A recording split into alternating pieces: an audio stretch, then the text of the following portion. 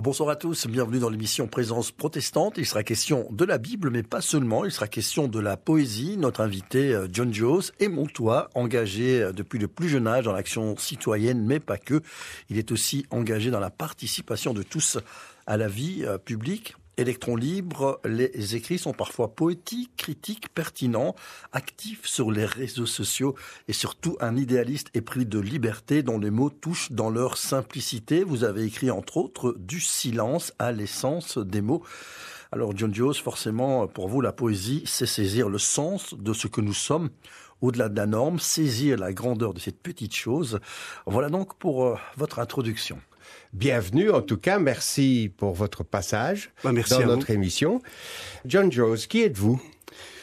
Je me définirais comme un électron libre, comme quelqu'un qui se donne la liberté de penser par soi-même, de construire ses propres pensées et d'essayer d'y apporter des réponses de manière tout à fait, je dirais, poétique, vu qu'ici on parle de poésie, et de manière autonome tout simplement. Et donc de le partager avec le plus grand nombre. Et donc cette envie d'écrire, elle est née comment ? Ma mère m'a remis sur mon deuxième livre ici, ma mère a retrouvé mon journal intime, je devais avoir 10 ans. Et c'est assez marrant parce que quand j'ai relu les passages de ce journal intime, je me suis dit je n'aurais pas changé une virgule ni un point à ce qui a été écrit. Parce que voilà, je pense que la vie est évolutive, mais il y a des choses qu'on a fixées. Et j'ai l'impression que l'écriture chez moi est quelque chose d'important, plaquer les émotions. Intuitif peut-être. Intuitive et surtout matérialiser les émotions, les mettre sur un support, pouvoir les regarder en face, les affronter. Et donc voilà, ce journal intime a une certaine valeur pour moi. Quand j'ai relu ces passages, je me disais mais tiens, c'est marrant parce que même dans l'écriture d'aujourd'hui, à mes 46 ans, eh bien je retrouve dans mon écriture des écrins de cette poésie dans ce que je fais aujourd'hui tout simplement. Alors évidemment, votre poésie est parfois amoureuse, tantôt politique, tantôt spirituelle. Évidemment, dans l'émission Présence protestante, nous sommes des lecteurs de la Bible. Et lorsque je regarde cette citation, rêver, ce n'est pas fuir la réalité, c'est offrir au monde et à sa propre vie le plus beau des sens. Une parole qui m'a interpellé aussi par rapport à Jésus qui a dit « Il n'y a pas de plus beau cadeau que de donner sa vie pour ses amis ». En préparant l'émission, vous me disiez aussi que vous aviez un petit arrière-plan avec la Bible, la foi. Je pense que nous sommes une société où la spiritualité, de manière générale, est absente dans les choses que l'on fait. Et je pense que je fais partie d'une génération qui a remis en question certains dogmes de la société, je dirais même de l'éducation, de l'école, etc. On a ce questionnement face à l'amour, face à la mort, où ces valeurs ressurgissent et sont importantes. Que serait-ce la vie, je dis toujours, sans la poésie d'aimer, d'être aimé ? Que serait la vie sans la beauté des fleurs, sans la manière dont on les regarde et surtout ce que la nature nous dit d'elle-même et ce qui nous entoure est extrêmement important. Donc ce lien avec la vie, pour moi, représente une spiritualité qui, dans la société actuelle, est un petit peu, je dirais, maltraitée ou en tout cas mis en violence. Et donc là, je pense que voilà, c'est très important pour moi d'avoir cette évolution sur le questionnement personnel et voire collectif, puisque je partage ça avec le plus grand nombre. Vous parlez davantage de spiritualité que de religion, je pense. J'ai une traçabilité, je viens d'un collège Saint-Stanislas, donc j'ai une traçabilité culturelle, je dirais chrétienne de base, donc j'étais à l'école à Mons, etc. J'ai vécu dans un quartier où la multiculturalité, la dimension spirituelle avec les autres cultures était extrêmement importante aussi, et donc j'ai eu beaucoup de débats en fait finalement avec beaucoup d'amis de toutes les religions, qu'il s'agisse des juifs, des musulmans, et donc ce débat-là m'a fait vraiment évoluer parce que j'ai une autre compréhension finalement de ce que pouvaient être les religions de manière générale. En fait, je tire des lignes généralistes, je dirais, de tout cela et ça m'a aidé effectivement dans ce dialogue, je dirais, multiculturel, multidimensionnel à évoluer aussi au niveau de ma spiritualité personnelle, tout simplement. Voilà. Et comment vous voyez les religions, vous ? C'est intéressant de s'arrêter un peu là-dessus. Qu'est-ce que l'on peut apporter ? Qu'est-ce qu'il faudrait aujourd'hui remettre en cause ?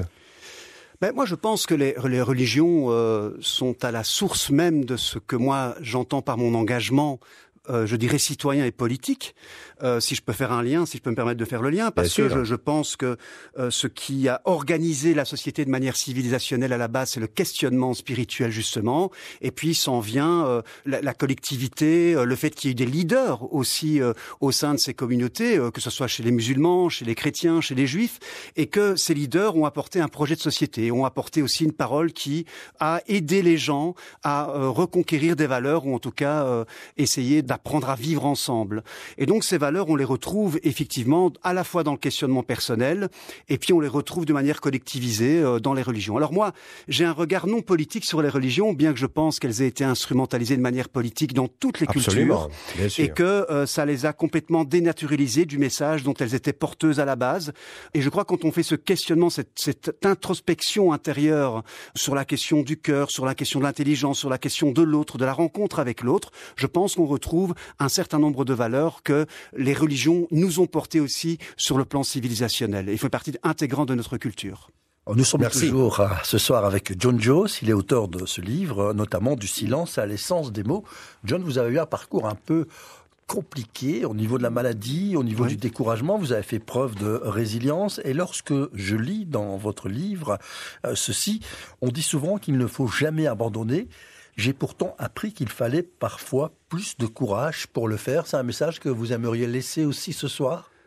Oh, il y a beaucoup de messages à laisser. Et je pense qu'il n'y a pas que ma vie. J'ai beaucoup d'humilité par rapport à ce que j'ai pu vivre dans la souffrance, dans la douleur, de ce qu'a été aussi l'affrontement je dirais, au quotidien de la vie, mais aussi à des événements plus importants.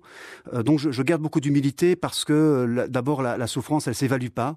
On ne peut pas dire je souffre plus qu'un autre. Je pense que ce serait indigne de le dire, mais l'écriture m'a aidé et effectivement il y a des choses peut-être dans lesquelles j'étais fortement engagé, que j'ai dû abandonner.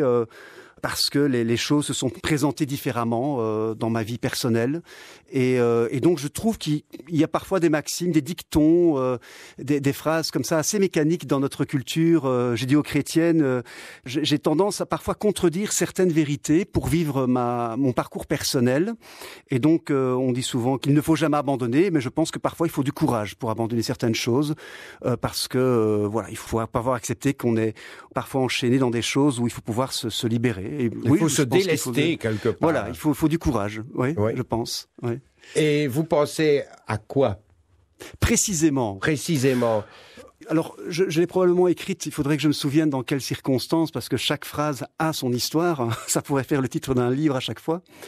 Quand j'ai été atteint d'une maladie qui a été rendue publique, de toute façon, donc j'ai pas de pudeur par rapport à ça, et je pense que ça fait partie de la vie, et qu'on est tous touchés un jour, que ce soit nous-mêmes ou notre entourage, par ce genre d'événements qui sont des événements difficiles. Oui, voilà. Cerveau.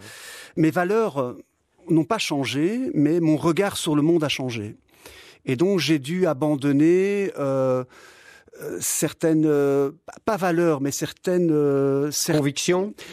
Ou certaines convictions, oui, mais je dirais qui étaient, dès lors, même si elles démontraient un certain courage, justement, démontraient chez moi, quelque part, quelque chose qui pouvait me mettre en difficulté par rapport à ma propre vie. Je vais prendre quelque chose d'extrêmement clair, lié à mon problème de santé.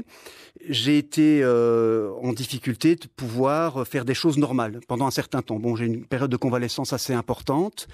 Et ces choses-là, c'est des choses extrêmement centrales à ce que j'étais, à ce à quoi j'étais engagé, à ce à quoi je croyais.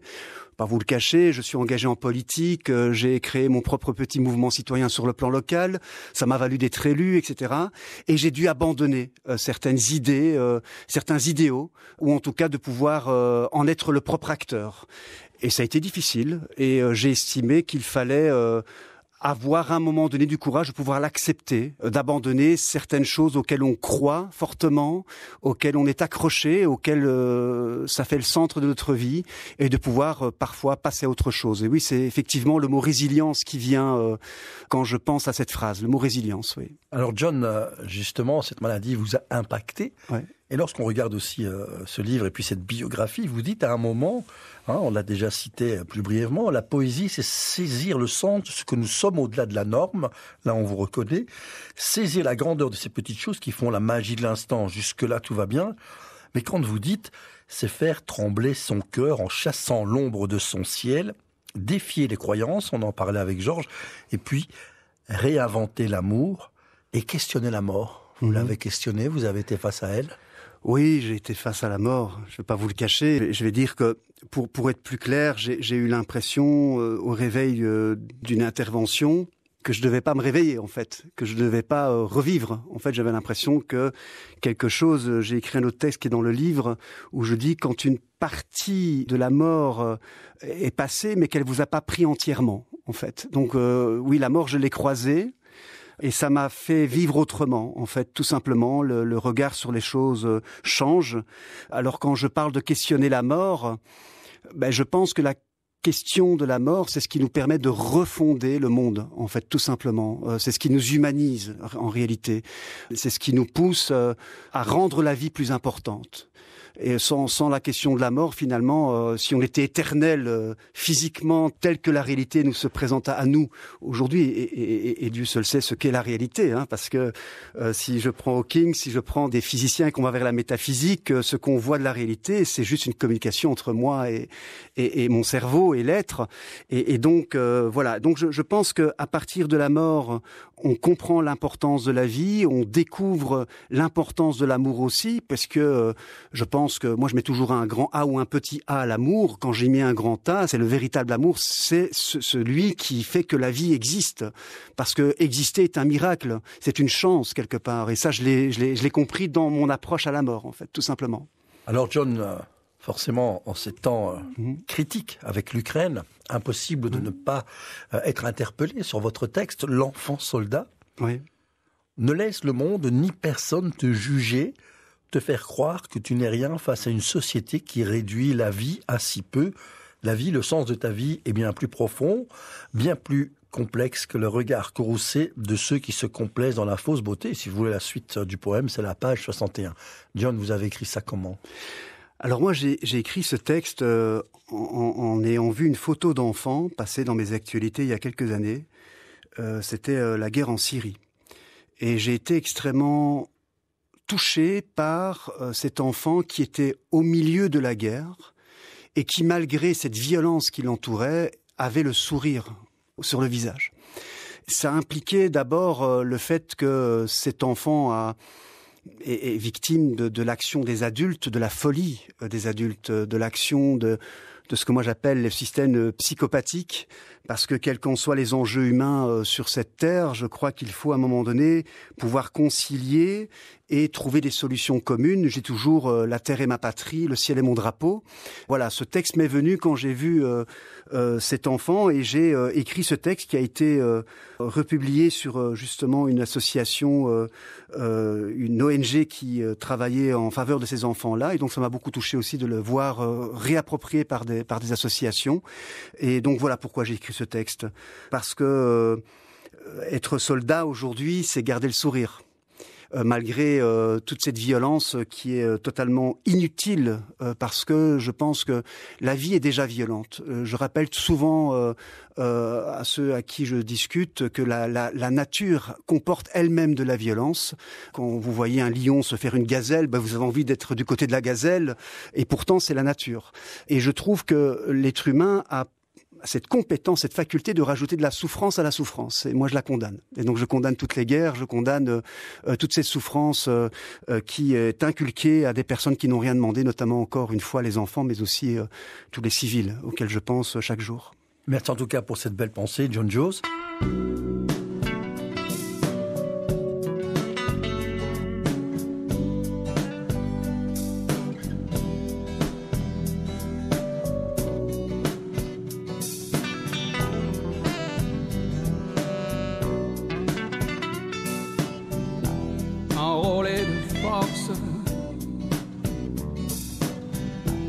Quelques coups de crosse sur un visage d'enfant. C'est comme un fruit qui se fend. Dans la jungle, pire encore, mais que rien n'interdira. Vivant dans son trou comme un rat, mais que rien n'interdira. Car j'ai vu son visage dans le delta et la mangrove et la pourriture des villes. Dans le delta et la mangrove et la pourriture.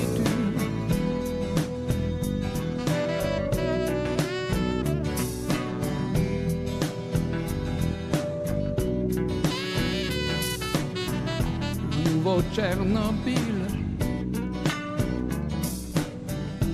de bave et de bile, mais à nos portes qui se pressent, le chloroforme et la compresse. Dans la jungle, pire encore, mais que rien n'empêchera. Vivant dans son trou comme un rat, vivant comme un enfant soldat. Car j'ai vu son visage dans le delta et la mangrove et la pourriture des villes. Dans le delta et la mangrove et la pourriture.